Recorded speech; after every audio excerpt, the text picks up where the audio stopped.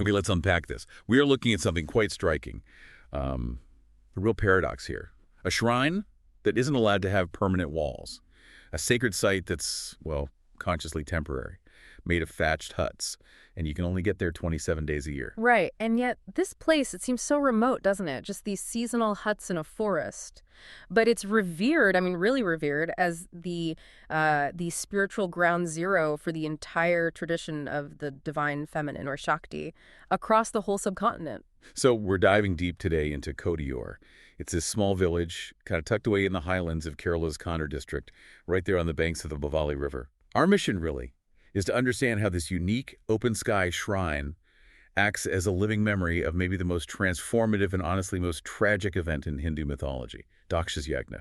We're trying to move beyond, marble and gold to get at something more elemental, more primal about fate. Well, it's a fascinating deep dive because it really challenges our modern ideas of what makes a space sacred.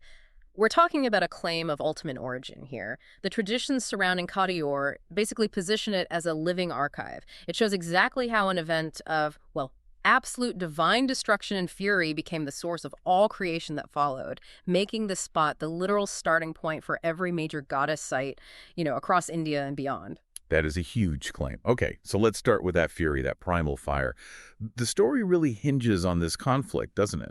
Father versus son-in-law, orthodoxy versus the wild ascetic. We've got Daksha Prajapati, a powerful ruler Yeah. who deeply resented Shiva, his daughter Sati's husband. Yeah, Daksha just couldn't accept Shiva. He saw him as this, unkempt wanderer hanging out in cremation grounds. Frankly, just not good enough for his daughter. So when Daksha decides to hold this incredibly important sacrificial ritual, a yagna, he deliberately invites everyone, all the gods, all the celestial beings, except Shiva. A calculated insult, very public. Absolutely. And Sati, she couldn't bear the slight against her husband. She believes so strongly in his divinity. So she decides to go to the yagna anyway, uninvited, hoping maybe to bridge the gap between her father and Shiva. But instead of reconciliation, she just walks into more insults, more blasphemy against Shiva. Exactly. Daksha doubles down. Sati finds herself caught, between her father and her husband. And in this moment of intense grief and protest, she does something irreversible. She invokes her innate spiritual power, her sakya, her truth, and she self-immolates, right there in the sacred fire that Daksha had lit for his own ritual. Wow, the destruction that followed that. It was cosmic, wasn't it? Completely. Shiva appears utterly consumed by sorrow and rage, absolute fury. He destroys the whole yagna, decapitates Daksha, and then begins the Tandava, the dance of destruction, carrying Sati's body across the universe. Threatening all of creation. Yes. So Lord Vishnu has to step in to stop him. He uses his divine weapon, the Sudarshana Chakra. It's incredibly precise, to dismember Sati's body into 51 pieces, gently, almost, to calm Shiva down. And these pieces scattered all across the Indian subcontinent. Every single place where a part of her body or even her jewelry fell, it became sacred ground. And those are the 51 Shakti Pithas we know today, the holiest sites for goddess worship. Precisely. Those are the fragments. But the question is, if those are the fragments, where did it all begin? Kadior's unique claim, its central importance, is that tradition says this is the exact spot, the place of the original yagna, the original fire, the original self-immolation that started it all. The Genesis point. The Genesis point, yes. And this is where the architecture, or maybe the lack of it, really speaks volumes. You don't see the typical grand temples here. No, the structure itself is deliberately simple, radically so, and the geography kind of dictates that. The whole site is split by the Mavali River. It acts as this conceptual border almost, separating the human world from the divine, wilder realm. And this creates the two shrines, right? The twin setup. Exactly. On the north bank, you have Akar Kart Kotior. That's the forest shrine. This is considered the original yagna site. And it stays temporary, no permanent structures, just bamboo, thatch, leaves. They only build these huts for that short festival window, the Vaishakha Mahotsavam, usually May, June. Then they take it all down again. Wow. And the focal point there? It's the Amargalu Thora, literally the mother stone. It's this raised rock platform believed to be the exact spot where Sati immolated herself. So when you're there, you're in a shrine defined purely by nature and myth, deliberately kept free of, permanent human marks. So, okay, if that primal site, Akar Kodior, is only usable for those 27 days, what happens the rest of the year for worshippers? That's where the other side of the river comes in, Ikari Kodior. the Trichiramana Temple. This is the permanent year-round temple. Tradition says it was consecrated by Lord Parasurama, the warrior sage. Right. Parasurama, the avatar of Vishnu, who, in Kerala's own origin myths, reclaimed the land from the sea. That's a significant connection. It absolutely is. It anchors the site deeply within Kerala's specific mythology. So Ikkare functions as the accessible hub for daily worship when Akkare is basically returned to the forest. It's fascinating how natural features there became sacred, not just through the big myths, but through smaller, maybe more historical events too, like the Shiva Linga discovery. Yes, the Swayambhu Linga. Swayambhu means self-manifested or self-born. The story goes that centuries after the main events, the primary deity representation, the linga, was rediscovered. A local tribal hunter from the Karicha community was out hunting. His marrow accidentally struck a particular rock, and the rock reportedly started to bleed. A bleeding rock. That's powerful imagery. It is, and that event instantly transformed this natural stone into a recognized sanctified deity. It beautifully merges that indigenous reverence for nature with the broader Hindu framework. And this reverence, this almost hands-off approach, seems to extend even to major historical figures, like Adi Shankaracharya. That's another key part of the story. Adi Shankaracharya, a towering figure in Hindu philosophy, right? He systematized so much. But the accounts say that even with his immense spiritual insight, he chose not to physically enter Akartakotiyur. He didn't cross the river. No, he stood on the banks of the Bhavali and offered his prayers from there. It was seen as acknowledging that this space, it was fundamentally different. It transcended the human impulse to build, to organize, to control the sacred. A profound gesture of respect for an elemental boundary. Exactly. That restraint, both structural and philosophical, kind of leads us into the history. Because Kotiyur isn't just a place, it's described as a sort of living ethnographic archive, isn't it? Mm-hmm. History kept alive through ritual. It really is archaic. You look at the site, the rituals, it predates what we think of as classical Hindu temple architecture. The layout, the focus on fire and water, the simple materials.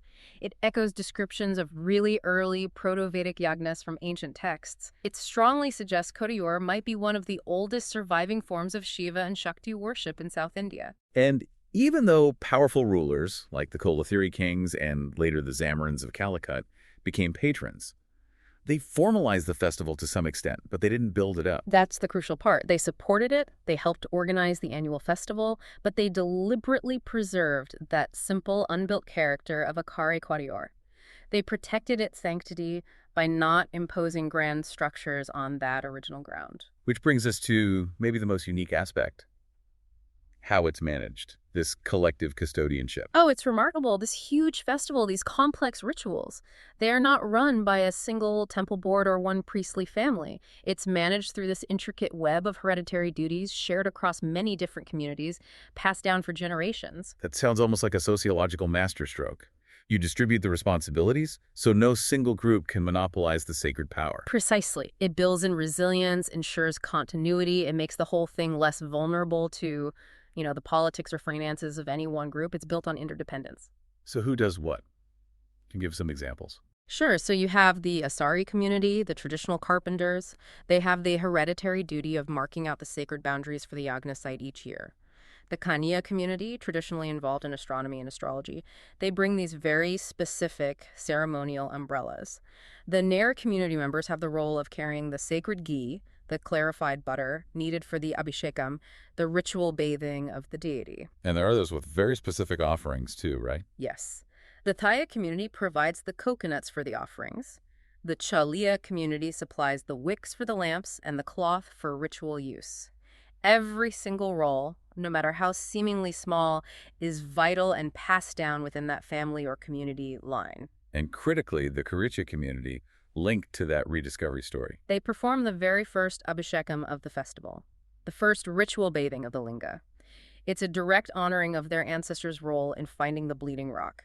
It connects the present day right back to that foundational moment, keeping the indigenous roots acknowledged. It's an incredible system. It links everyone back to a time where perhaps the connection between humans, nature, and the divine felt more immediate, more necessary. Total necessary harmony, yes. Okay, so we have this ancient elemental space, communally cared for, resisting grand construction. Now, there's one more layer of protection, almost mythic, related to our current age. Yes, this involves a really deep cosmological idea about the age we're living in, the Kali Yuga. Right, the Kali Yuga. In Hindu thought, that's the final cosmic age, the age of decline marked by corruption, conflict, spiritual confusion, a breakdown of righteousness or dharma. Exactly. And the powerful belief around Kodior is this. When the Kali Yuga began, Shiva essentially gave Kali, the spirit of conflict and chaos, free reign over the world. But he specifically exempted Kodior from Kali's influence. So the idea is that this forest shrine, Akare Kadior, remains eternally pure, shielded from the decay, the greed, the chaos that supposedly defines the rest of the world in this age. That's the core theological belief. It exists in a state of original purity, untouched by the, let's say, moral entropy of our time, a true sanctuary. And people feel this. Our sources mention the actual experience of being there feels different. They really do. You hear devotees, even scholars, describe it as stepping into another yuga, another age, when they enter Akari Kodior. There's a profound sense of peace, tranquility. The whole atmosphere feels, well, untouched by modern pressures, by status games, by the usual complexities. It's an experience of pure elemental simplicity. Which makes Kadior seem incredibly relevant right now, doesn't it? In our age of, constant noise, spectacle, digital overload. It absolutely stands as a challenge, or maybe a reminder. The core message seems to be that the sacred isn't necessarily found in massive buildings or wealth or gold domes.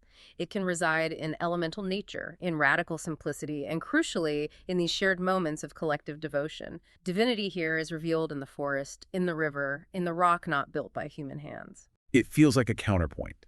A reminder that maybe real spiritual strength isn't about power and control, but about preserving simplicity and community ties. And that collective model is so important. The ritual literally cannot happen without everyone playing their specific inherited part. The carpenter, the umbrella carrier, the ghee bearer, the tribal representative. It's decentralized, built on trust and mutual need. Okay, so to wrap up this deep dive for you listening, Kodior emerges as this incredible origin point for the Shaktipithas. It makes a radical statement through its simplicity, its river-divided geography mirroring the human and divine, and this amazing living history kept alive by diverse communities sharing sacred duties. Which leaves us with a final thought, something really provocative to consider, drawing directly from what we've discussed. If Kodior truly is, as believed, the one place shielded from the Kali Yuga, our current age of conflict and decay, what does this ancient, collective, nature-focused way of worship tell us? What does it suggest about where true spiritual resilience might actually come from in the face of modern chaos? Maybe the strongest faith is the one that resists being built up, owned, or centralized. Perhaps the real pilgrimage isn't just covering distance, but stepping into that shared memory, into active participation.